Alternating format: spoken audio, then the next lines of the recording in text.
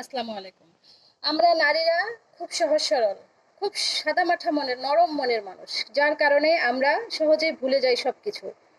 সহজেই ভুলে যাই যে কোনটা ভালো, কোনটা ঠিক, কোনটা আমার জন্য খারাপ, কোনটা আমার জন্য ভুল। আমরা সহজেই ভুলে যাই স্বামীর কথায়, সহজেই ভুলে যাই বাবা মার কথায়, সহজেই ভুলে যাই ভাইয়ের কথায়, সহজে ভুলে যাই সহজেই পড়ে যাই নানান খপ্পরে।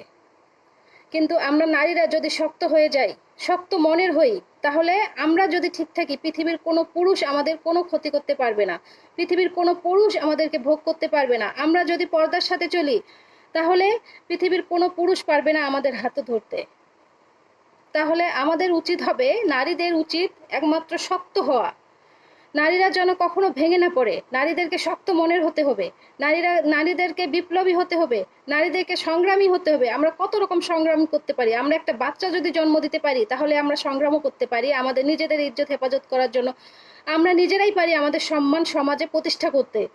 আমাদের সম্মান, নিজেদের সম্মান আমাদের নিজেদেরকেই রক্ষা করতে হবে। কেউ আমাদের সম্মান রক্ষা করবে না। একটা নারীকে যদি কেউ রেপ করে, তাহলে সবাই সেই নারীটার দিকে আঙ্গুল তোলে কেন?